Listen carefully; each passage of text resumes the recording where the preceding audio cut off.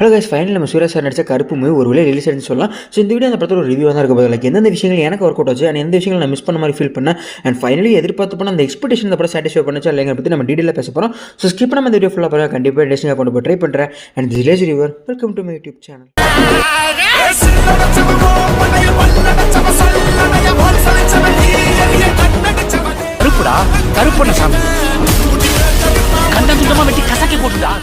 ஒரு கருப்பு இந்த படத்தில் ஒன்லைன் கேட்டு நீங்கள் ட்ரெயிலரில் பார்த்த மாதிரி ஆர்ஜே பாலாஜி தான் அந்த படத்தில் வில்லனா வராரு. ஸோ அவர் ஒரு வக்கீலாக இருந்துட்டு ஒரு கோர்ட்டை கண்ட்ரோலில் வச்சு கிட்டத்தட்ட ஒரு கட்டப்பஞ்சம் தான் பண்ணிட்டு இருக்காரு. ஸோ அதில் பாதிக்கப்பட்ட ஒருத்தவங்க வந்து கருப்புசாமி கிட்ட போய் முறையிட. ஸோ கருப்பு இவர் பழி வாங்குறதுக்காக, அதாவது இவர் பண்ண சென்ஸ்க்காக அவரை தண்டிக்கிறதுக்காக வராரு. ஸோ அவரை கொல்ல போகிற கடைசி செகண்ட்ஸில் சாமிக்கிட்டே ஆர்ஜே பாலாஜி வந்து ஒரு சபை தான் இருக்கிறாரு. லைக் நீ உங்களோட எந்த பவருமே யூஸ் பண்ணாமல் நியாயமான முறையிலே போராடி ஒரு நியாயத்தை இந்த கோர்ட்டில் வாங்க முடியுமா இல்லையான்னு பாருங்க அப்படின்ற மாதிரி சபதம் இருக்கிறாரு. ஸோ நீங்கள் வாங்கிட்டீங்க அப்படின்னா என்னை கொல்லுங்க அப்படிங்கிற மாதிரி அவர் சொல்கிறாரு. ஸோ அந்த சபதத்தை ஏற்றுக்கிட்ட நம்ம கருப்பசாமி இருக்கிற சூர்யா சார் வந்து அதை ஏற்றுக்கிட்ட அந்த கோர்ட்டில் நியாயத்தை வாங்கினாரா இல்லையா அப்படிங்கிற மாதிரி அந்த கடை ஃபுல்லாக ரன் ஆகிட்டு இருக்கும்.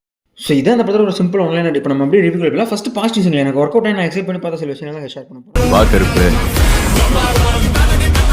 வெல்கம். ஓகே, இந்த படத்தில் பிடிச்ச இந்த மொதல் விஷயம் பார்த்தீங்கன்னா, இந்த படம் வந்து ஒரு சாமி படம் சொல்கிற சமயத்தில் கண்டிப்பாக ஒரு ஃபேண்டசி வேர்ல்ட் ஃபீலில் தான் எல்லாருமே பார்ப்பாங்க. அதாவது இந்த மாதிரியான படங்களுக்கு வந்து நீங்கள் லாஜிக் அண்ட் பிளாட் ஹோல்ஸ்ங்கிறது பெருசாக யாருமே அதை நோட் பண்ண மாட்டாங்க. அப்படியே நோட் பண்ணாலுமே கூட அதை ஈஸியாகவே இஎம் போஸ்ட் மாதிரி அடைச்சி திணிச்சு வச்சிடலாம். அது படத்துலையுமே பெர்ஃபெக்டாக யூஸ் பண்ணியிருப்பாங்க. நிறைய ஃபைட் ஸ்கூல்ஸ்லாம் அதை யூஸ் பண்ணியிருப்பாங்க. அண்ட் முக்கியமாக பார்த்து சில சீன்ஸ்லாம் அந்த லாஜிக் அண்ட் பிளாட் ஹோல்ஸ் வந்து இஎம் போஸ்ட் மாதிரி இருக்கணும், போஸ்டாத மாதிரி இருக்கணும்னு கொடுக்கும். அந்த படத்தில் அவங்களுமே கலாய்ச்சி அதை கிட்டத்தட்ட மேட்ச் பண்ண ட்ரை பண்ணியிருப்பாங்க. அந்த விஷயங்களும் எனக்கு உண்மையாக பிடிச்சிருந்துச்சு.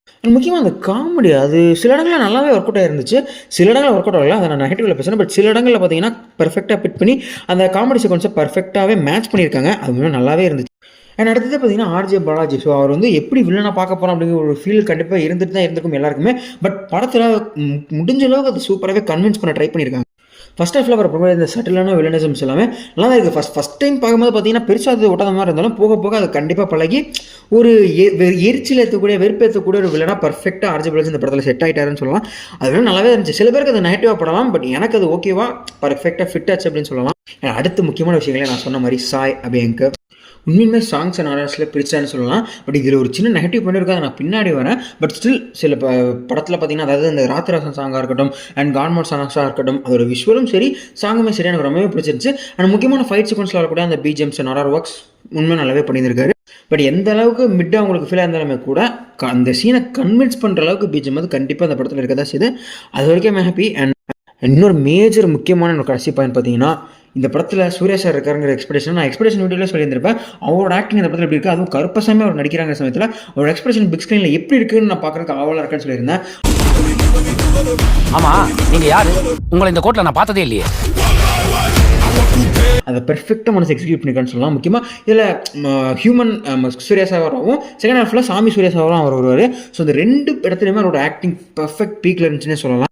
ஸோ இந்த மனுஷன் சூர்யா சாகர் வரும்போது அந்த எமோஷன் சீக்வன்ஸ் மற்ற சீக்வன்ஸ்லாம் பார்த்தீங்கன்னா இதெல்லாம் அவர் சொதப்புற ஆளே கிடையாது, பெர்ஃபெக்டாக பண்ணிட்டாரு. பட் அதுவே கருப்பசாமி வரக்கூடிய அந்த சூர்யா சார் பார்த்தீங்கன்னா கம்ப்ளீட் டிஃப்ரெண்ட்டு, சம்பவம் பண்ணுறாருன்னே சொல்லலாம்.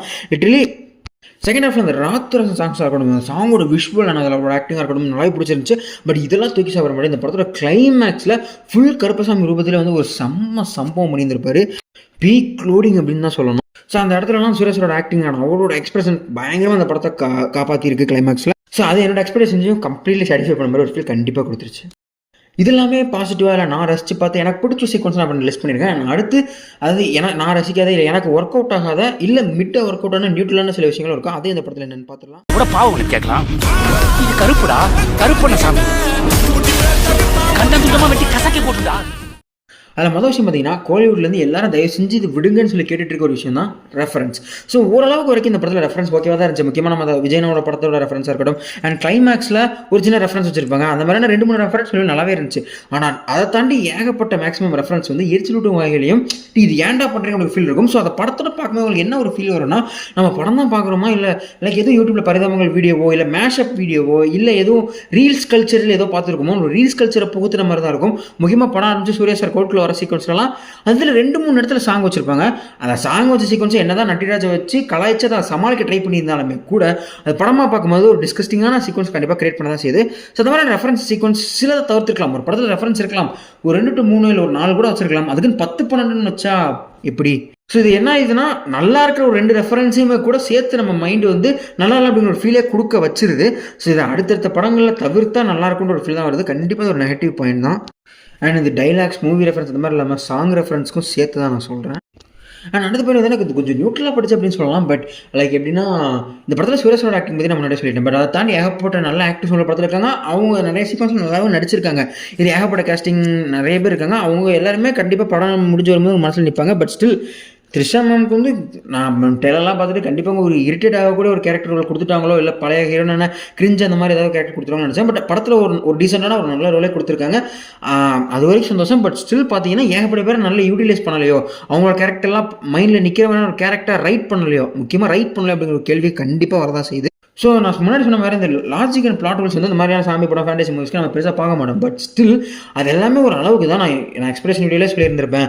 அகண்டா படம் அளவுக்கு ஓவர் டூவாக பண்ணிட்டாங்கன்னா அது கண்டிப்பாக ஒரு திகட்டுற மாதிரி தான் அமையும்னு சொல்லிட்டு. பட் அந்தளவுக்கு இங்கே பண்ணல. பட் பிளாட் ஹோல்ஸ் அப்படி நீங்கள் எடுத்து பார்த்தீங்கன்னா படத்தில் ஏகப்பட்ட இடத்துல இருக்கும். அண்ட் லாஜிக்ஸும் லாரே இருக்க தான் செய்யும். லாஜிக்ஸை கூட நீங்கள் சமாளிச்சிடலாம். பட் 1-2 பிளாட் ஹோல்ஸை கண்டிப்பாக சமாளிக்க முடியாது. ஸோ இந்த மாதிரியான விஷயங்கள்லாம் எனக்கு இன்னும் தான் படிச்சு இன்னும் கொஞ்சம் பார்த்து பெட்டராக ரைட் பண்ணியிருக்கலாம் சொல்லுது. இதை நான் குறையா சொல்லலாம். பட் இன்னும் கொஞ்சம் பெட்டராக தான் நல்லா இருக்குமே நான் சொல்ல வரேன். பட் ஸ்டில் என்னதான் ஒரு மிக்ஸ்ட் ஒப்பீனியன் கிரியேட் பண்ணுற மாதிரி இருந்தாலுமே கூட இந்த படம் நல்லா தான் இருக்குது. பட் இது இன்னும் கொஞ்சம் பெட்டராக இருக்கலாம் அப்படிங்கிற மாதிரி ஃபீல் இருக்குது. லைக் இதில் இருக்கக்கூடிய சில ரெஃபரன்ஸை எடுத்துகிட்டு இதை படத்தை ஒரு சோலோவாகவே ஒரு நல்ல காமிக்கல் டேக் வச்சு செமையாகவே பண்ணியிருக்கலாம். பட் இது நல்லா தான் இருக்குது. இன்னும் கொஞ்சம் பெட்டராக எடுத்துக்கலாம் தான் சொல்கிறேன். லைக் ஒரு வாக்கியம் இருக்கும் தெரியுமா, it is good but it can be பெட்டர்னு சொல்லிட்டு அதுக்கு ஒரு எக்ஸாம்பிள் தான் கருப்பு இருக்குன்னு நான் சொல்லுவேன். பட் ஓவராலாக பார்த்தீங்கன்னா கண்டிப்பாக உங்கள் ஃபேமிலியோட போய் நல்லா பார்த்து என்ஜாய் பண்ணிட்டு வரக்கூடிய ஒரு ஃபன் ஃபில்டு மூவியாக கண்டிப்பாக இருக்கும். லைக் நீங்கள் எதிர்பார்க்கக்கூடிய இந்த காமெடி சீக்வன்ஸ் இருக்கட்டும், ஃபன்னாக இருக்கட்டும், மாஸ் எலிவேஷன் சொல்லிட்டு ஒரு கமர்ஷியல் மூவியில் என்ன இருக்கணும் அதெல்லாம் பேக்கேஜ் பண்ணி ஓரளவுக்கு நல்லா டீசெண்டாகவே கொடுத்துருக்காங்க. ஸோ டைம் இருந்துச்சுன்னா கண்டிப்பாக ஃபேமிலியாகவோ இல்லை ஃப்ரெண்ட்ஸாகவோ போய் கண்டிப்பாக செக் பண்ணி பாருவாங்க. கண்டிப்பாக தான் நல்லா தான் இருக்கும். ஸோ என்னோட ரேட்டிங் என்னன்னா 10 கண்டிப்பாக 7.5 கொடுப்பேன். அந்த அளவுக்கு எனக்கு படம் பிடிச்சிருந்துச்சு. எல்லாம் நம்ம அன்பான ஃபேன்ஸ்க்காக.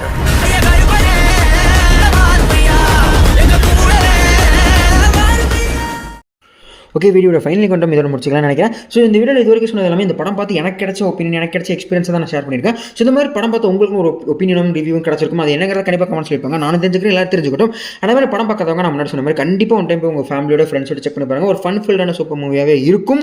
அதே மாதிரி இந்த வீடியோவில் ஏதாவது ஃப்ளாஸ் கண்டுபிடிச்சிங்கன்னா அதை கண்டிப்பாக கமெண்ட்ஸ் சொல்லிப்பாங்க. நான் அடுத்த வீடியோ இம்ப்ரூவ் பண்ண ட்ரை பண்ணிக்கிறேன். Until then, this is Leisure River signing off. Bye bye.